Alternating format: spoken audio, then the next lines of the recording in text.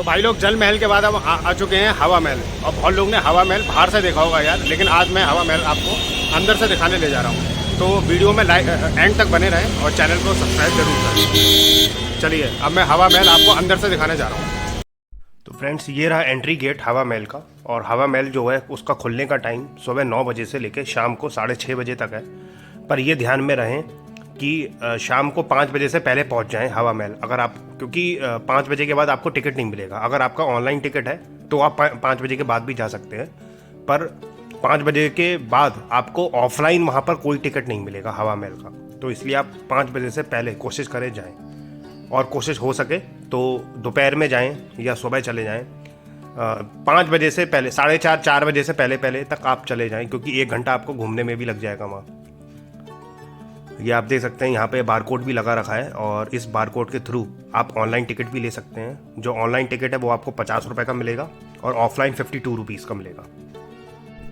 हवा महल भारतीय राज्य राजस्थान की राजधानी जयपुर में एक राजसी महल है, और इसको सन 1799 में राजस्थान जयपुर बड़ी चौपड़ पर महाराजा समाई प्रताप सिंह ने बनवाया था, और इसे किसी राजमुकुट की तरह वास्तुकार लालचंद उस्ताद द्वारा डिजाइन किया गया था। इसकी अद्वितीय 5 मंजिला इमारत, जो ऊपर से तो केवल 1.5 फुट चौड़ी है, बाहर से देखने पर मधुमक्खी के छत्ते के समान दिखाई देती है, जिसमें 953 बेहद खूबसूरत और आकर्षक छोटी छोटी जालीदार खिड़कियां हैं, जिन्हें झरोका कहते हैं। इन खिड़कियों को जालीदार बनाने के पीछे मूल भावना यह थी कि बिना किसी की निगाह पड़े पर्दा प्रथा का सख्ती से पालन करती राजघराने की महिलाएं इन खिड़कियों से महल के नीचे सड़कों के समारोह व गलियारों में होने वाली रोजमर्रा की जिंदगी की गतिविधियों का अवलोकन कर सके। और इसके अतिरिक्त वेंचुरी प्रभाव के कारण इन जटिल संरचना वाले जालीदार झरोकों से सदा ठंडी हवा महल के भीतर आती रहती है, जिसके कारण तेज गर्मी में भी महल सदा वातानुकूलित सा ही रहता है। यह भवन भगवान श्री कृष्ण और मां राधा को समर्पित है। हवा महल 5 मंजिला स्मारक है, और जिसकी अपने मुख्य आधार से ऊंचाई 87 फीट है। महल की सबसे ऊपरी 3 मंजिलों की चौड़ाई का आयाम 1 कमरे जितना है। आप सोच सकते हैं कितना छोटा है। जबकि नीचे की 2 मंजिलों के सामने खुला आंगन भी है, और जो कि महल के पिछले हिस्से में बना हुआ है। महल का सामने का हिस्सा जो हवा महल के सामने की मुख्य सड़क से देखा जाता है, और इसकी प्रत्येक छोटी खिड़की पर बलुआ पत्थर की बेहद आकर्षक और खूबसूरत नक्काशीदार जालियां, कंगूरे और गुंबद बने हुए हैं। यह बेजोड़ संरचना अपने आप में अनेकों अष्टभुजाकार झरोकों की समेटे हुए है, और जिसे दुनिया भर में बेमिसाल बनाते भी हैं। इमारत के पीछे की ओर के भीतरी भाग में अलग अलग आवश्यकताओं के अनुसार कक्ष बने हुए हैं, और जिनका निर्माण बहुत कम अलंकरण वाले खंभों और गलियारों के साथ किया गया है। और ये भवन की शीर्ष मंजिल तक इसी प्रकार है। लालचंद उस्ता इस अनूठे भवन का वास्तुकार था, जिसने जयपुर शहर की भी शिल्प व वास्तु योजना तैयार करने में सहयोग दिया था, और शहर में अन्य स्मारकों की सजावट को ध्यान में रखते हुए लाल और गुलाबी रंग के बलुआ पत्थरों से बने इस महल का रंग जयपुर को दी गई गुलाबी नगर की उपाधि के लिए एक पूर्ण प्रमाण है।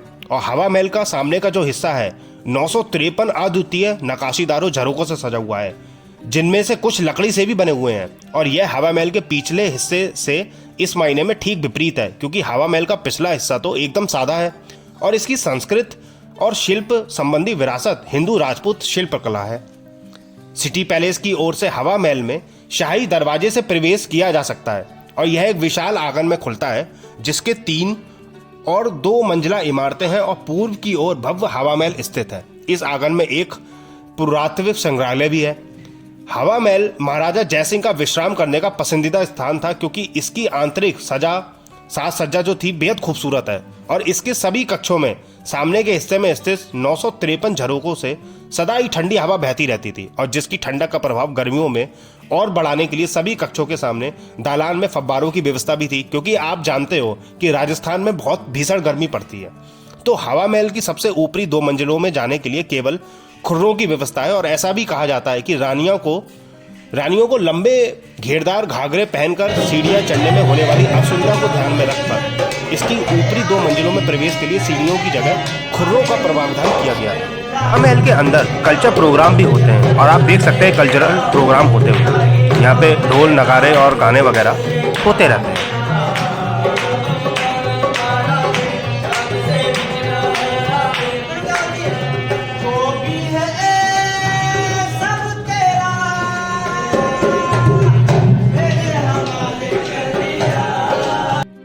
आपको मैं जानकारी के लिए बता दूं कि हवा महल की देखरेख राजस्थान सरकार का विभाग करता है और वर्ष 2005 में करीब 50 वर्षों के लंबे अंतराल के बाद बड़े स्तर पर महल की मरम्मत और नवीनीकरण का एक कार्य किया गया, जिसकी अनुमानित लागत 45,680 लाख रुपए के आसपास की थी।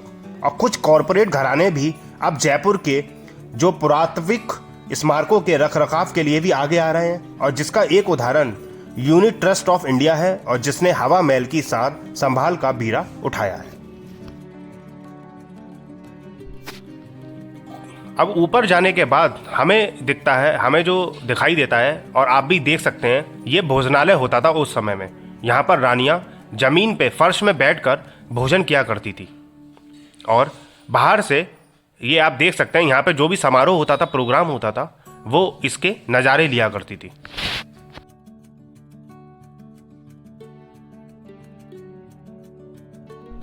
हवा महल की आप खिड़कियां देख सकते हैं, उसमें आप रंगीन शीशों का अनूठा शिल्प देखने को आपको मिलेगा।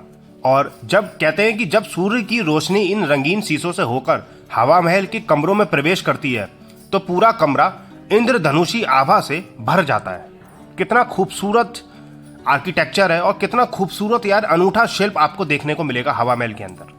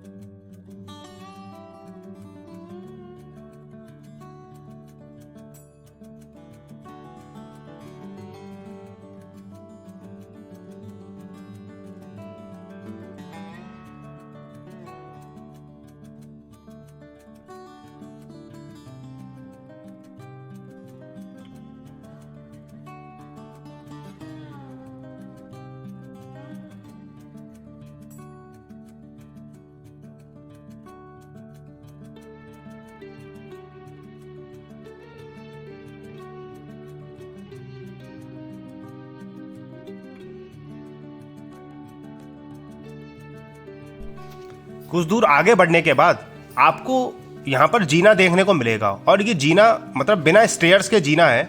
मतलब इस तरीके से जीना बनाया गया है कि इसमें व्हील चेयर भी चल सके, क्योंकि रानियों के कपड़े काफ़ी भारी हुआ करते थे उस समय पर। तो रानियों को व्हील चेयर से वो जाती थी, व्हील चेयर के सहारे वो ऊपर की तरफ जाती थी। आप देख सकते हैं ये रास्ता, ये wheel chair specially wheel chair के लिए बनाया गया था, क्योंकि कपड़े उनके जैसा मैंने बताया काफ़ी भारी होते थे। तो व्हील चेयर से वो आसानी से इस रास्ते के थ्रू ऊपर तक जा सकती थी और जाती भी थी। स्पेशली रानियों का सोचकर इस जीने को बनाया गया है।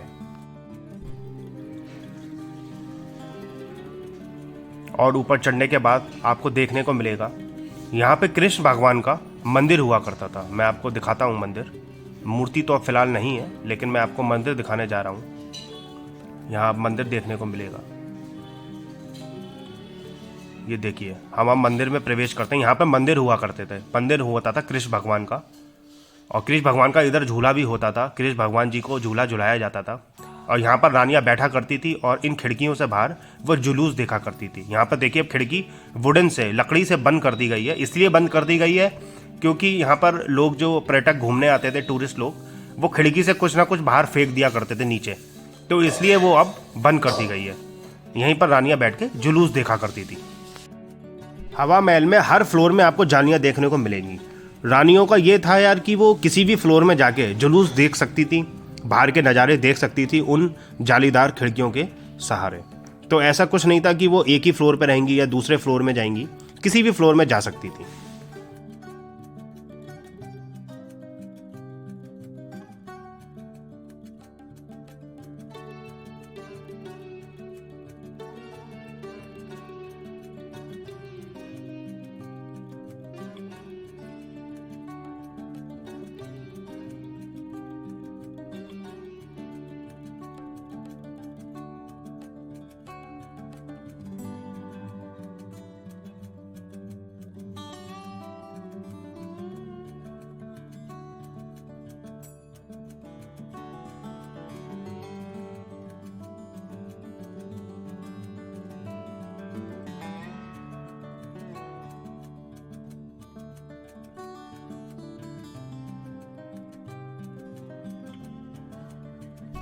अब हम पहुंच चुके हैं चौथे फ्लोर में। जो चौथा फ्लोर है इसका 5 फ्लोर है जैसा मैंने बताया था हवा महल में, और ये है चौथा फ्लोर। चौथे फ्लोर से मैं आपको पूरा जयपुर शहर दिखाता हूँ। यहाँ से भी आपको पूरा शहर देखने को मिलेगा। ये देखिए, ये हवा महल के अंदर का है और यहाँ से आप देख सकते हैं पूरा शहर आपको देखने को मिलेगा।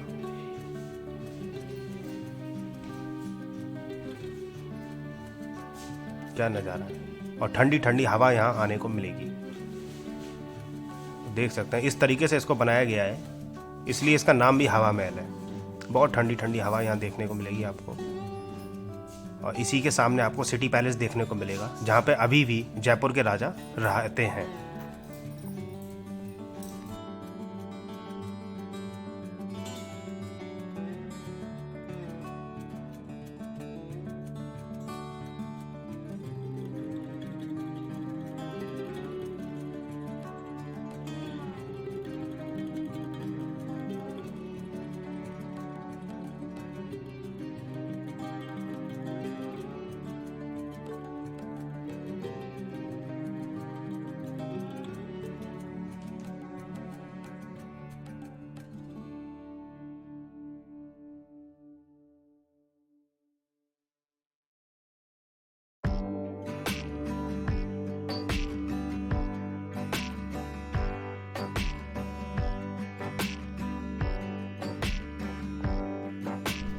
इस कठिनाई भरे रास्ते से अब हम जाते हैं सबसे ऊपर, हवा महल के बिल्कुल टॉप पर पहुंचते हैं। और मैं आपको बता दूं, ये एक ही रास्ता ऊपर जाने का है और एक ही रास्ता नीचे आने का है। तो इस रास्ते से 1 बाय 1 लोग ऊपर जाते हैं, फिर एक सीमा तक, मतलब जितने लोग जा सकते हैं उतने लोग ही जा सकते हैं, क्योंकि ज़्यादा भीड़ वहाँ पे कर नहीं सकते, काफ़ी रिस्की हो जाता है, क्योंकि वो बहुत ही छोटी सी जगह है। और जिस हम टॉप पर पहुँच रहे हैं इसको हवा मंदिर भी कहा जाता है। आप देख सकते हैं हवा मंदिर, बहुत ही छोटी सी जगह है ये। जैसे मैंने आपको बताया कि हवा महल का जो टॉप का हिस्सा है वो बिल्कुल बहुत ही कम सीमा में बना हुआ है, काफ़ी छोटा है। आप देख सकते हैं, मतलब आपको देखने में, आप जब भी आओगे आपको देखने को लगेगा ये शुरू होते ही ख़त्म हो गया है। आप देखिए इतनी सी ही जगह है बस, और यहाँ पर रानियाँ आती थी सबसे ऊपर, ताज़ी हवा खाने आया करती थी।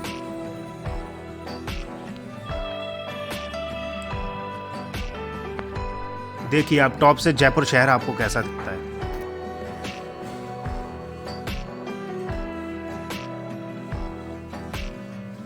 आप देख सकते हैं जयपुर शहर, और सामने जंतर मंतर भी आपको देखने को मिलेगा। जयपुर का जंतर मंतर ठीक सामने है।